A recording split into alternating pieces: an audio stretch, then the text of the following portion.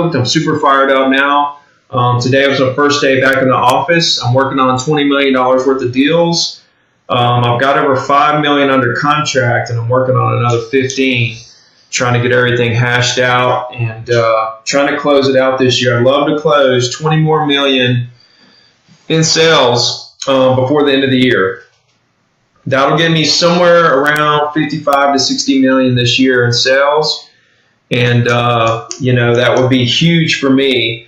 My biggest year so far was 27 million last year. I think it was 27 million. So, almost double. I should maybe come close to doubling what I did last year, which is amazing, especially with all the other extra stuff that I've had going on this year, with the marriage and, this coaching company and Ask Ricky Live, all that good stuff. So, I'll just get right into it, guys. Another announcement is I am doing a 4-week course. Every Monday in November, I'll be doing a course for all the Zero to Diamond members. And it's going to get into the details of everything that I do in the off season, everything that I do in the fourth quarter to prepare for the next year so that I can do better and better every single year. There's a chapter in my first book. My first book is Zero to Diamond. There's a chapter called Champions Are Made in the Off Season. Okay, and I take that to heart. That is literally how I've grown my business year over year. Whereas every single year, my business is better and better and better. Every single year, I've made more money. Of course, since the market crashed and I lost everything, but when I came back, every year has been more income every single year. And I contributed to my systems of how I do, how I handle my business and all the actions that I take during the slow time of year, when all the other realtors are sleeping, when all the other realtors are slacking back because the market's slow.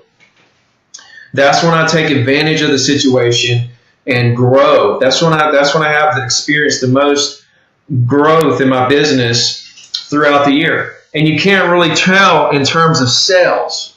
Okay, so what I'm saying is I do a lot of work. I don't make near as much money as I did in the summer, but the following summer is where I'll reap the benefits of the work that I did in the off season.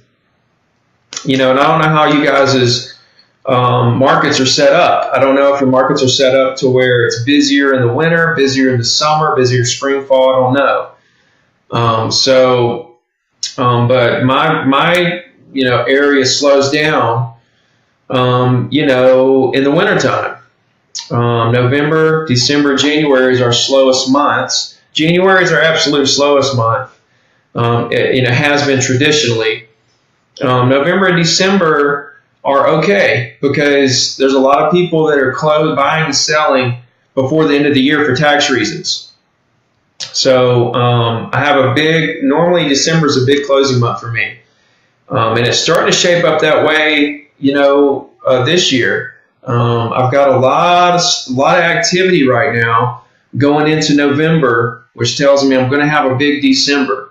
There's never really a whole lot of contracts being written in December compared to other months. Everybody has Christmas on their mind and all this and that.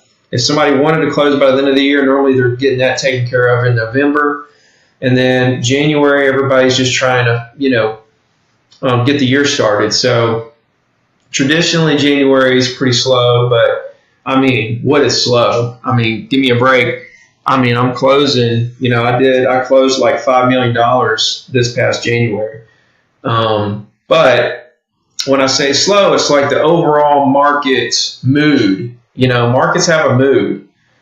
And, you can tell if you have a lot of listings, like I normally have 50, 60 listings, I can kind of tell what's going on with the mood of the market based on how much the phone's ringing of agents want to show my listings, how many offers I'm getting, per week. I can just tell the mood of the market, based on the activity of agents showing my showings, my listings. But anyway, starting in November 6th is the first Monday. Every Monday I'm going to do a class. All these Zero to Diamond members are automatically enrolled. If you would like to enroll, you can do so at zerotodiamond.com/jumpstart and become a member there, and that will sign you up. You'll automatically be enrolled, and we're going to have a 4-week class where I go step by step of exactly how the process that I go through and everything I do, everything that's on my mind, in order to take advantage of the slow time of year. I'm always busy, regardless of if it's the busy time of year or if it's the slow time of year. I'm always busy, okay? Here's the difference. And this is what separates a lot of agents is, a lot of agents, they get caught up in, a routine where they believe that this is the path they need to take, whether it's, calling expired, sending mail outs, doing Facebook ads, internet leads, whatever it is. And they just do that, and they never change up their game plan. Okay? I'm quite the opposite. And this is what's going to make you guys a top producer over time. When the market slows down, okay, there's that chapter in my book called Champions Are Made in the Off Season. And what it illustrates is the fact that when the market slows down, I continue working just as hard, but here's the difference. I change what I'm doing. When it slows down, I notice that it changes, that the market's slowing down, the market is changing, the pendulum is swinging. A lot of agents don't want to notice this. They don't want to admit to themselves that the market's slowing down, whether it be just a slowdown seasonally through the year that happens naturally every year, or if it's actually a market crash. My second book, List to Last, How to Survive Every Real Estate Market Crash, it also illustrates this same point where as the market is changing, because the market's going to go up and down. It's going to go up and down through the years, and it's going to go up and down as it crashes, right? So as the market changes, okay, changes its mood, changes its speed, buyers and sellers are just changing their tune. The market overall is just changing. You have to spot that. You have to notice that. Okay, pay attention to how the market's flowing, the mood of the market, and once it starts changing, notice it quick and change your game plan. Right? Because if you're busy, you have lots of things under contract. And everything's just busy. You start closing out deals, and then the market starts changing and the mood starts changing, but you don't change. You just continue closing because you still have a couple things under contract, and you just think, oh, it's going to turn around by the time these close, and we're going to get some more stuff under contract, which happens a lot. It does happen a lot, but the more experienced you are as an agent and the more years you have in the industry, you're going to realize how important it is to notice these ups and downs. And you'll start to realize that when there's a down, you have to change your actions. Okay? You have to change from salesman to build your business. It's two completely different mindsets. The salesman guy in the busy season, he's just busy trying to just get stuff closed. Some of that stuff's coming at him from all the work that he did in the past. He's just trying to keep it all together and get it all closed. But when you're trying to build your business, it's different because things aren't getting thrown at you. And you do a lot of work for free in the short term, but the work that you're doing is going to pay dividends in the long term.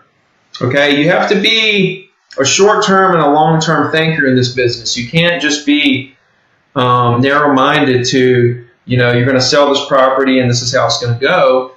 You have to realize that some things you do are to make money in the short term, and some things you do are to pay off in the long term. But everything is a win-win. Everything is a win-win because you're either doing one or the other. There's really nothing else. Even when you lose a deal, okay, that's still a win because you learned something. And you're molding yourself into a top producer. So I can't think of anything in real estate that is a loss. You know, the only thing that hurts me about a lot of you guys is that I see, and it's natural, and I've been through it, Lord knows I've been through it, is when you get stressed out because you don't have any closings coming up. Or, you know, you have to pay your bills and you just can't seem to get anything going. That hurts. That's stressful, okay? Because you got to pay your bills. You got to feed your family.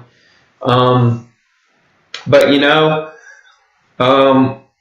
winners, and winners go through this too. I've been through it. I've been through the ups and downs of the market, and you know, even when I'm doing really well and I have a year where, like, there was a year where I made $400,000, you know, and then I didn't have any closings for a couple months, and I was like down on myself, doubting myself, wondering if it was going to work out and if I was going to stay in real estate.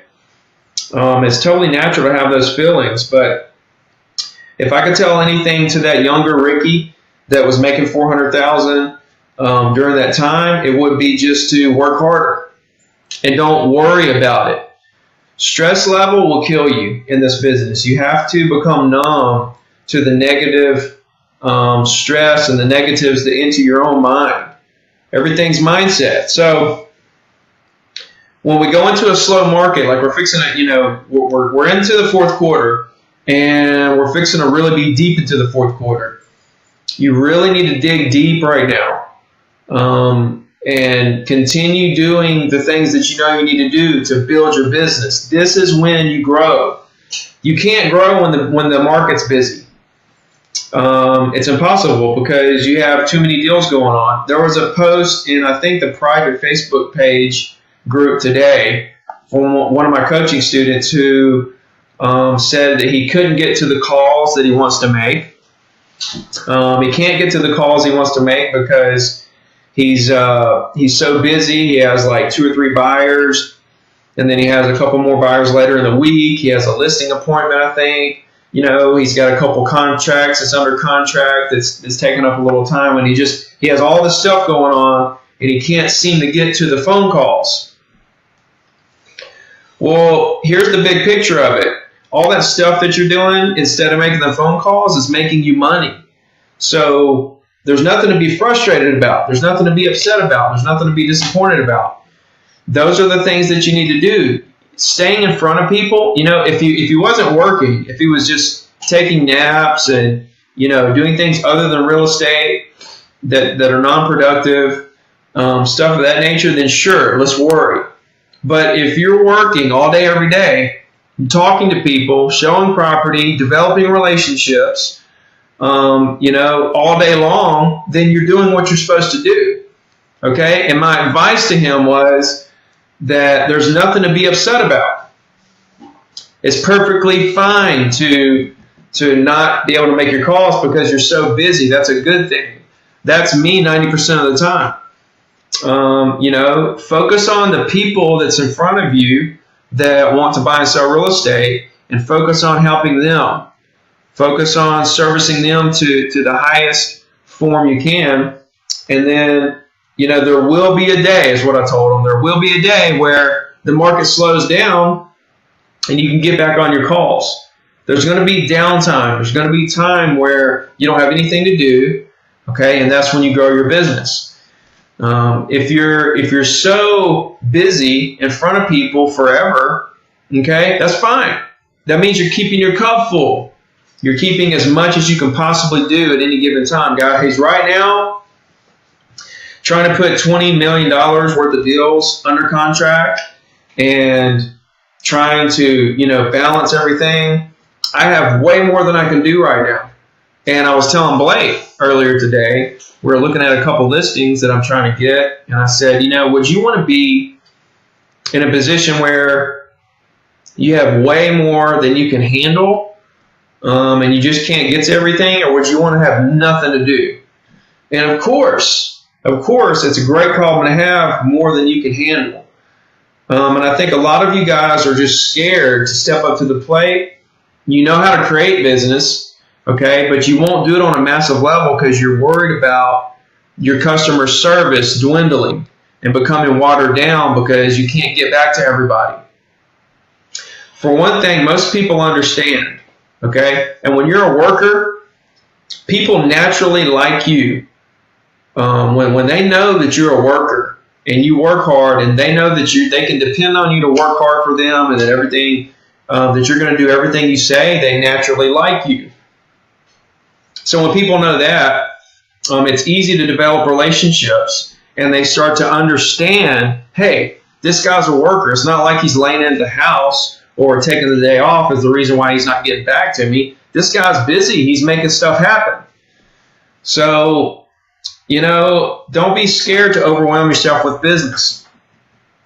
But I'm really excited about this 4-week course I'm going to do every Monday in November. We're going to go step by step into everything that I do in the off season. We're going to get into all the details, and it's for all the Zero to Diamond members are automatically enrolled, and I'm really excited about it. So other than that, if you're just joining us, I'll be in Kansas City Monday for a dinner. I'm doing a speech Tuesday for Remax. And if anybody's in the Kansas City area, just shoot me a message, and I'll let you know where we're going to be and what time and all that stuff.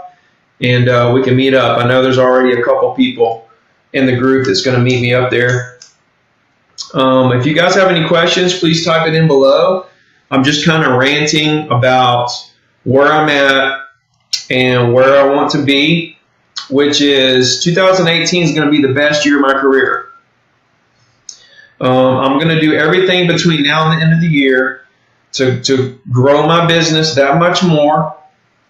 And my goal is to close out $20 more million in property before the end of the year.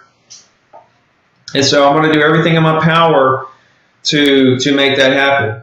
As we're going through the week by week classes that I'm going to teach, I'm going to be taking the steps with you guys. We're going to have assignments that Monday. I'm going to be completing those tasks along with you guys all week. Then the next week we'll have another task. And so we're going to go step by step through everything I do in the off season to prepare. And this is exactly how I built my business to where it grows every single year. So I'm real excited to share that with you guys.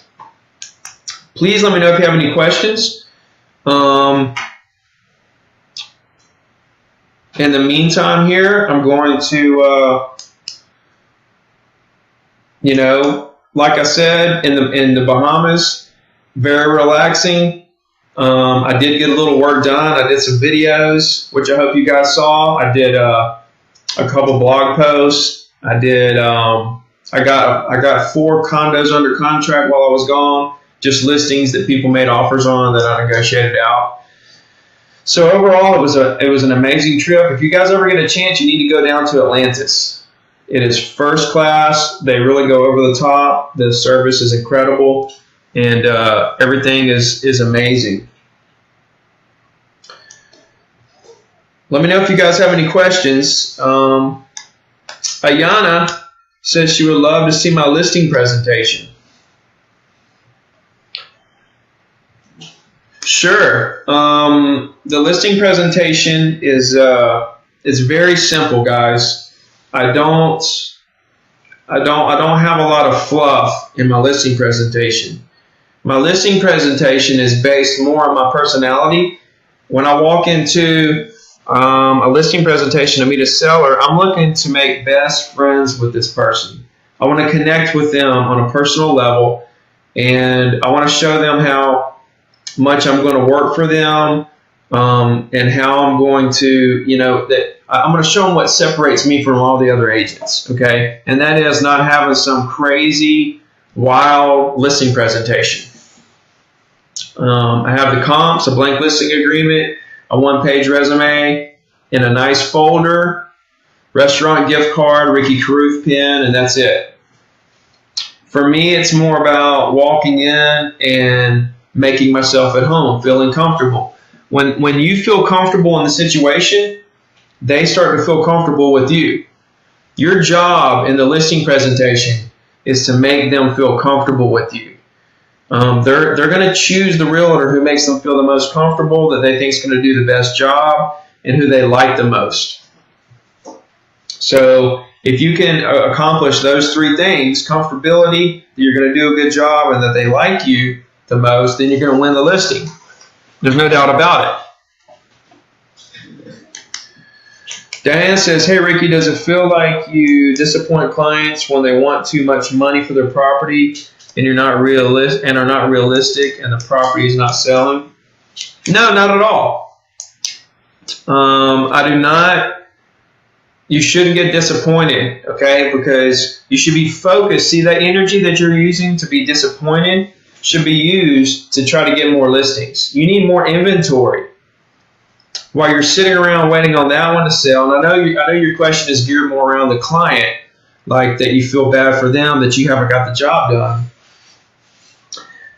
But here's the thing: you have to set expectations. If they price it too high, I take listings. No, I don't care what it's priced at, but I tell them what the realistic price is, and then I say, look, if you want to price it higher, that's on you. Whatever makes you feel comfortable, but if it's not at this price, I don't feel like it's going to sell. But if you want to try it at a higher price, we can. It doesn't matter. But it could sit there. I set the expectation that it's probably not going to sell unless they price it where I tell them to price it at.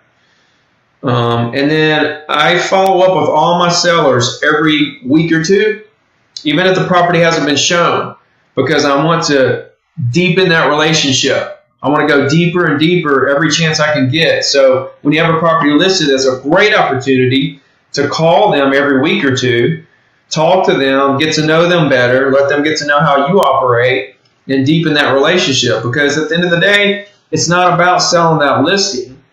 It's about all the future deals and the relationship. But if you start to feel that disappointment, express that to the seller. Communicate. Tell them how you feel. If you feel disappointed, tell them, say, listen, I'm disappointed about this.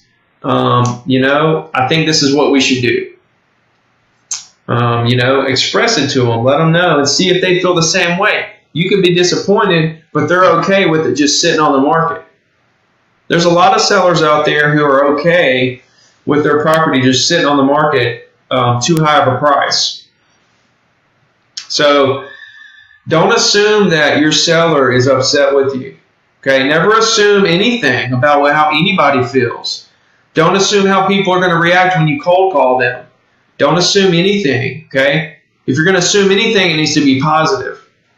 That they're okay with it, that they're happy, that they're going to be happy to hear from you, whatever the case may be. Positivity wins.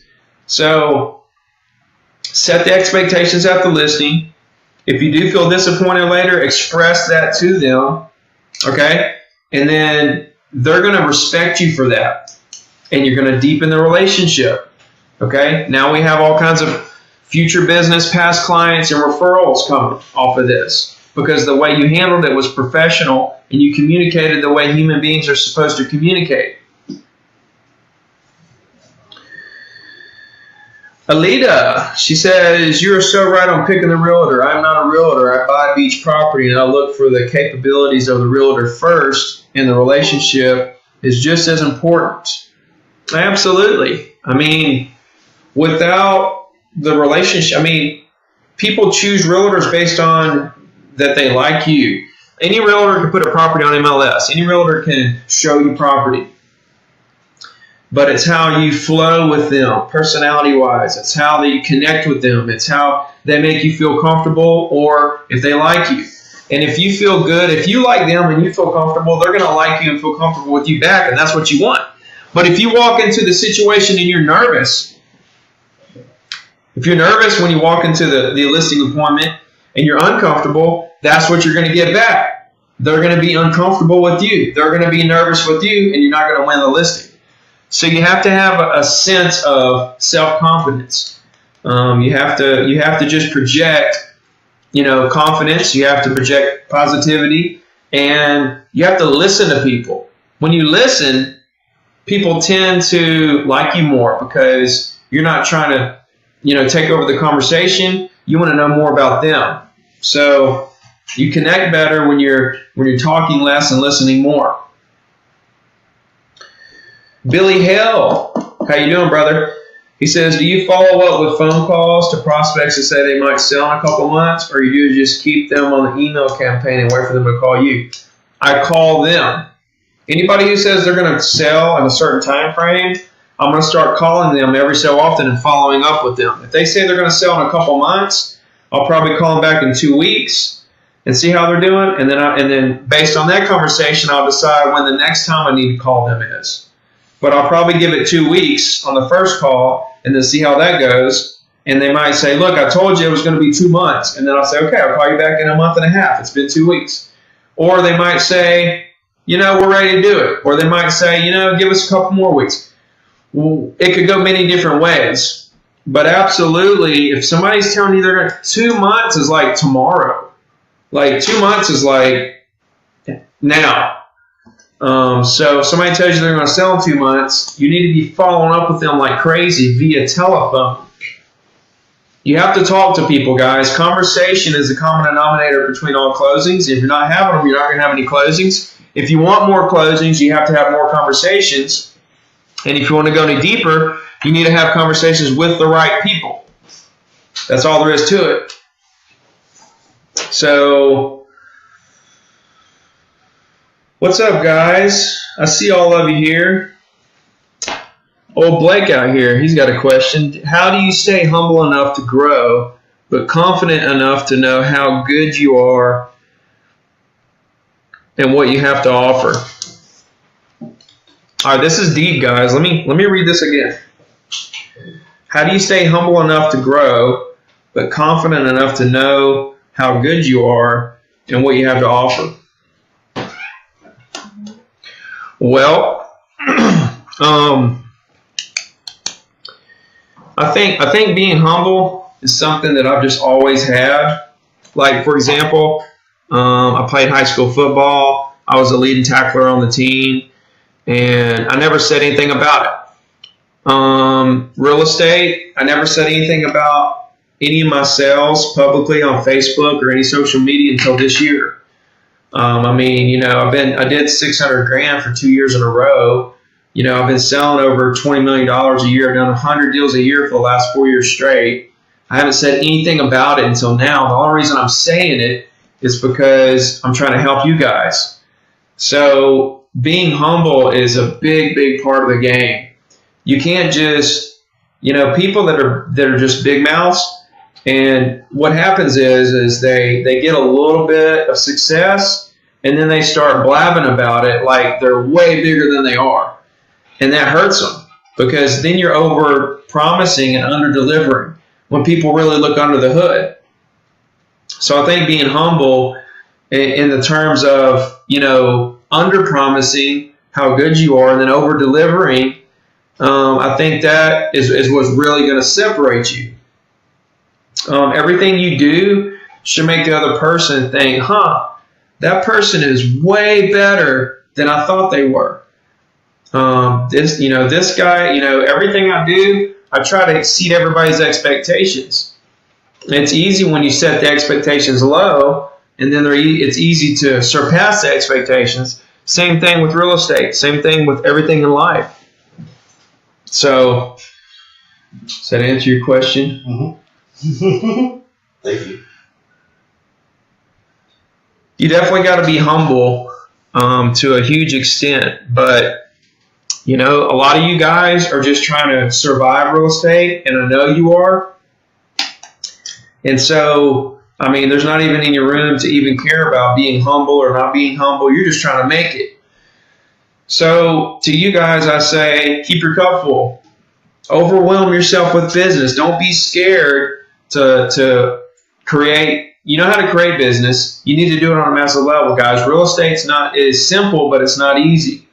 The fundamentals to create a huge real estate business is not hard. What's hard is implementing that for years and years on such a level over time that gets you where you want to be. That's what everybody misses.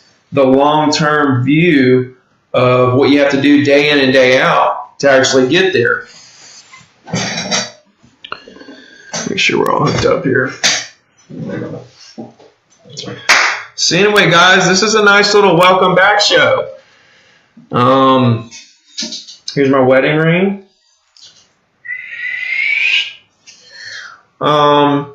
So anyway, guys, just let me know if you have any questions for me. I'm just kind of hanging out. This is my first day back in the office. It's been crazy because I've had listing appointments and contracts I'm trying to negotiate, and just getting back in the saddle after being gone for so long can be tough. I mean, it's a lot easier for me because I couldn't wait to get back into the saddle. I itch for the action. I itch for real estate deals and buyers and sellers. I get a high off of trying to put deals together and helping people accomplish their goals. So it's been an interesting day. Tomorrow is going to be just as interesting because I only got about half done what I needed to catch up, so I'll catch up on the rest tomorrow. And then Saturday, I have a listing appointment. Sunday, I'm going to show a $2 million condo at Turquoise Place and look at 2 more possible listings at Phoenix 10. So got a lot going on. And then Monday, I'm going to hop on a plane and go to Kansas City for 24 hours and do a speech. So it's going to be a busy 5 or 6 days for us. And I'm hoping the wind is blowing. The wind's next Wednesday. I think it might be. So when I get back, I might be kite surfing that day. Saturday is a possibility. Saturday morning to Saturday. So we're going to be watching that.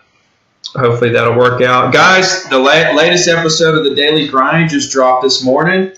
It's pretty funny. You guys should check that out. YouTube and Facebook. I don't know if you guys saw that or not. But how do you guys like the what's up, guys? Everybody wishing me Mr. Married Man and all that. Absolutely, guys. I love you guys. Thank y'all so much for everything you do. Thank you guys for continuing to push hard. Thank you guys for motivating me. You guys are motivating me to continue with this and try to figure out more ways to help you. And just the overall support and motivation. I'm motivating you guys. You guys are motivating me. It goes hand in hand. So thank you for that. But how do you guys like the Daily Grind Show? I want to hear a little bit of feedback on if you think it's helping you, if you like watching what I got going on a daily basis, if you like the way that Blake is editing it and the music. Negative feedback and positive feedback is welcome because it's all going to help me get better because we're going to do this from here on out. I'm really enjoying doing the vlog. Okay, got a few questions here. Natasha says, for a newbie in circle prospecting, how many contracts would you say they should make every day? Oh, how many contacts? I like 100 a day. Because here's the thing, you can do 100 a day with the phone dialing systems within about an hour to an hour and a half. And if you do that every day, it's going to add up to be huge later. If you try to do 200 to 300 a day, that's going to take you 3 hours. Okay. It's just hard to keep the stamina up to do that every single day. I think that if you can find a good pace with 100 calls a day, I think that's a good number. But I think too, it's okay to do 200 to 300 calls 2 or 3 days a week. I think that's okay too. But if you're going to do it every day and you're going to commit to it, stay consistent, I like 100 a day. Nick Cantu, he says, when you first began your real estate career, what was your best method of lead generation? Phone calls. Everything I've done, Nick, that has been successful was focused around phone calls and emails. Emails and phone calls. Now, Facebook was not around back then. I didn't have Facebook. There's a lot of stuff. I didn't have dialing systems. There's a lot of things that are going on right now in the world of real estate that was non-existent when I started real estate. So things have changed a whole lot.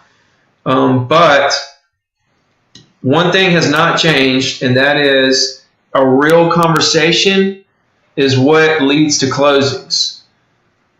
Even if you get an online lead, even if you get a Facebook lead, Zillow, somebody just email you out of the blue, a website lead, regardless of where you got the lead, you still have to talk to that person.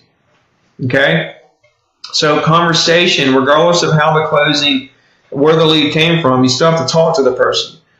So what I'm saying is that if that's the key to all closings, if conversation is what leads to all closings, okay, and we understand the math behind the more conversations we have, the more closings we have, right? I mean, that's just simple math.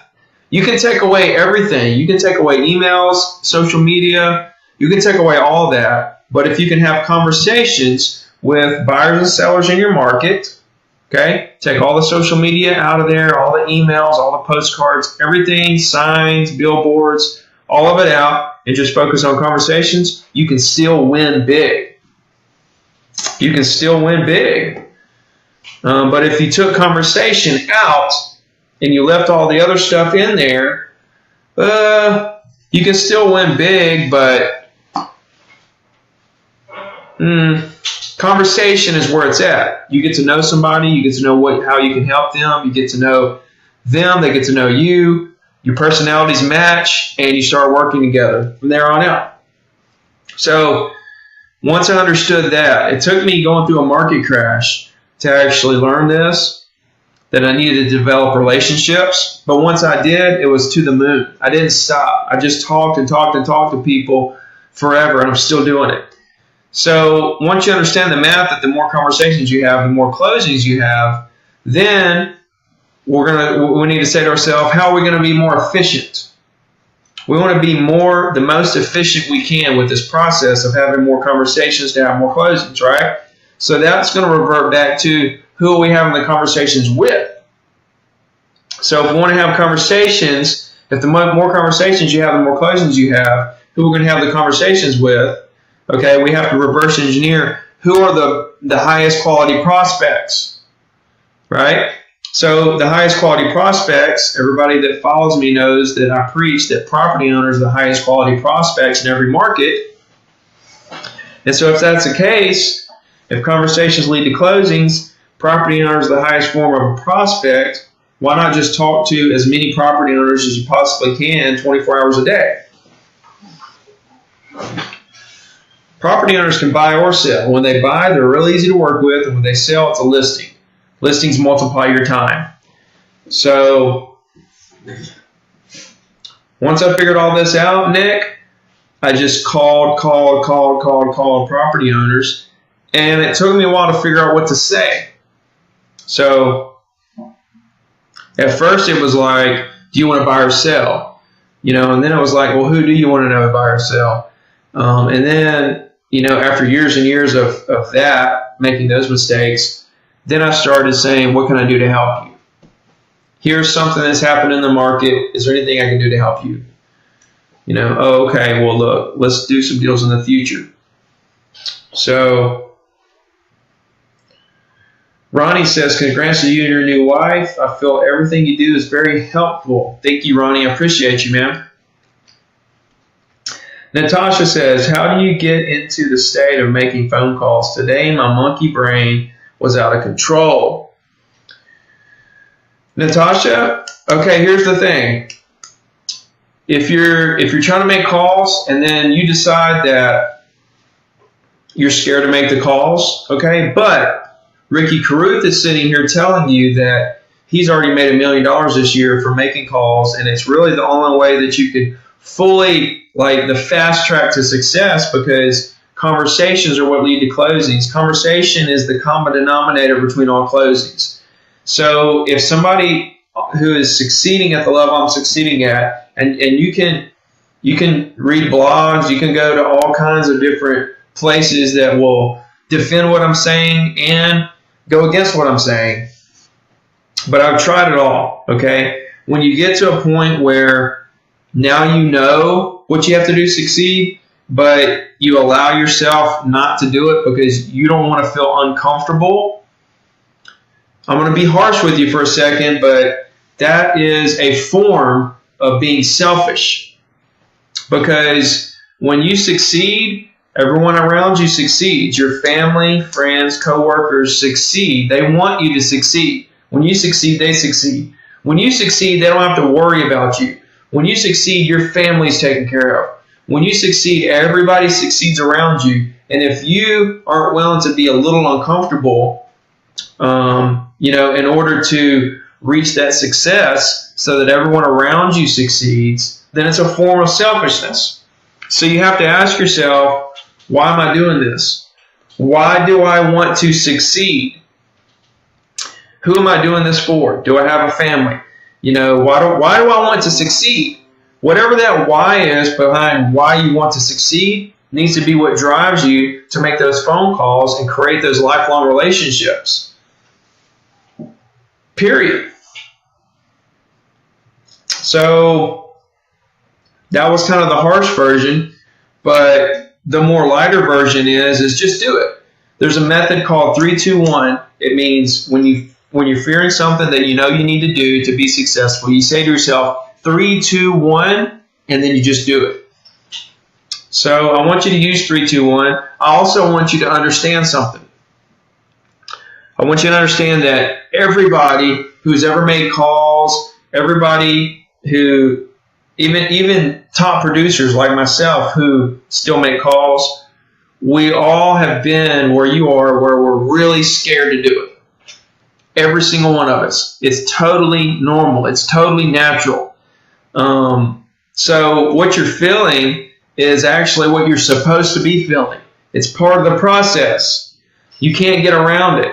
There's no getting around the fear of it, and there's no getting around the fact that you have to do it. So the top producers know that they just need to bust through the fear and just make the calls. Because once you make the calls, then you become less and less afraid.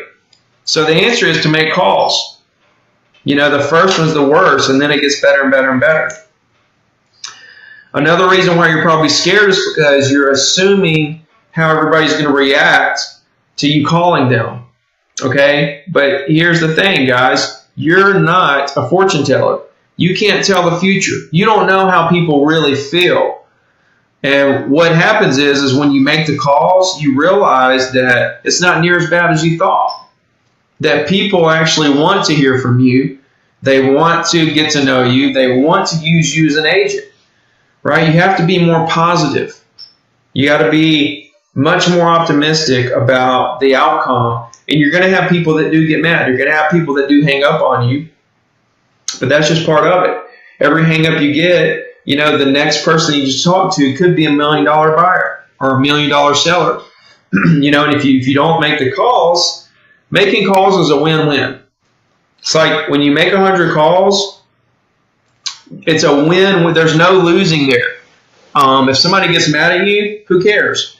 Because you probably talked to 3 or 4 people who like you and you're going to do future deals with. You may even get a deal today out of it. But if you never make the calls, then you don't get anything. Okay? And on top of all that, you learn. You learn from making the calls, the feeling. Like you went through the feeling of making the calls and being scared but doing it anyway. You learn the feeling of somebody hanging up on you, but it's not as bad. Who cares if they hang up on you? You got the feeling of somebody saying how much they appreciated you calling them and that they want to do deals with you later. They're just not ready. You get all these feelings and you learn so much out of it, but you don't get any of it if you don't call. And you're being selfish.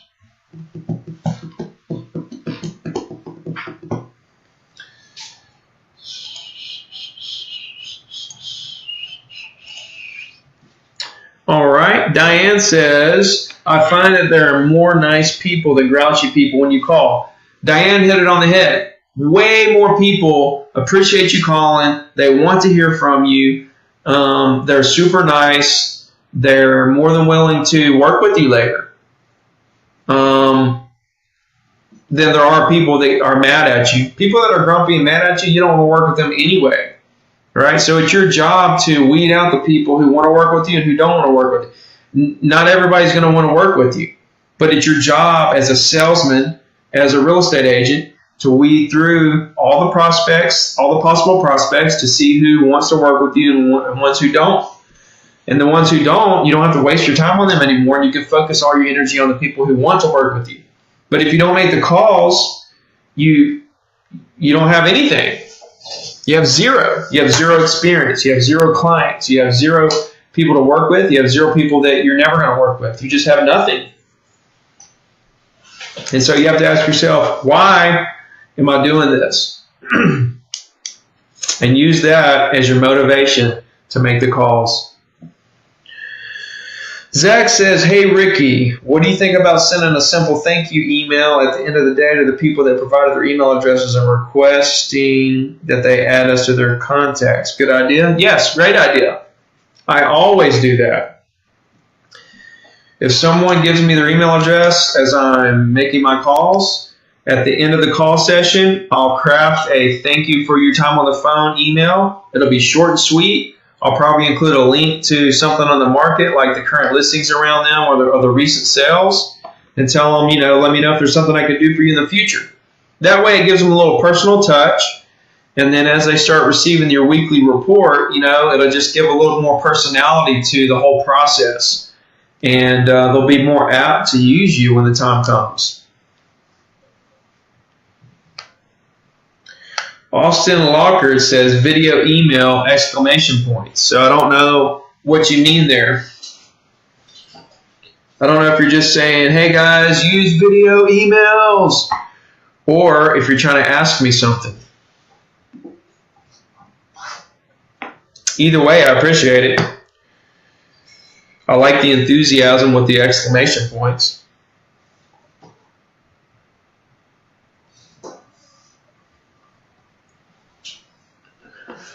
So yeah, guys, super excited to be back on the grind. Really enjoying where my real estate business is right now. Trying to lock in this 20 mil. It's an exciting time. Oh, okay. Austin was saying to Zach's comment, do a video email. That's a good idea too. Bomb does them. You can do Bomb, do a video email, send it to them, tell them thanks for your time on the phone. If there's something I can do for you, let me know. Also may know other apps and other companies, other websites that do those, but yeah. Sending a personalized email is always golden, guys. Every once in a while, take your database and start sending out personal emails. Say, hey, how you doing? Just checking on you. Hey, how you doing? Just checking on you. And just to touch base with people you haven't talked to in a while. It's a good way to get with people you haven't talked to in a while without actually having to dial their number and talk to them for 5 or 10 minutes. You can reach a lot of people on a personal level, So when they get that personal email, that means a lot too. It's always good to follow up on the phone too, but when you have a database like mine where I have thousands and thousands of past clients, I can't call them all. So I've got it narrowed down to 1,200 people, 1,200 past clients that I want to get on the phone with. So I'm going to do that before the end of the year. Howard says, the Daily Grind show is really well done, especially fast forwarding and cool music. Thanks, Howard. I appreciate the comment, man. We're having fun doing it. It's just been something I've wanted to do for a little while, and I finally found a guy that could put it all together. And I actually like his style. I like the music quality. I like how he transitions. I like, everything about it. I'm liking it, and we're getting better and better. If you haven't seen each episode, there's a little twist, and each one gets a little bit better. I really like the kite surfing part in today's show. He kind of slow motions it as we're all coming in, and puts our Instagram hashtags and all that stuff on there. So pretty cool. Well, guys, let me know if you have any further questions. I appreciate you guys so much. So I'm just hanging out here for a couple more minutes. Let me know when I get through here. I got to follow up with a couple of listings I'm trying to get, and then I'm going to sit down and organize my day for tomorrow. I got a big day tomorrow because I have to drive all the way to the end of Fort Morgan, which is like 30 miles, to look at 2 properties out there, 3 properties. One of them I just bought, and then a condo, and then a house on the bay. So I got to do that tomorrow. So that'll be a long drive for me, but yeah, let me know if you guys need anything else before I roll. Enjoyed hanging out with you guys today. I'm glad to be back. Feels good. I worked out this morning. It felt really good. I'm going to be back in the morning. It feels really good. I'm ready to get back on a plane Monday. Head to Kansas City. Looking forward to it.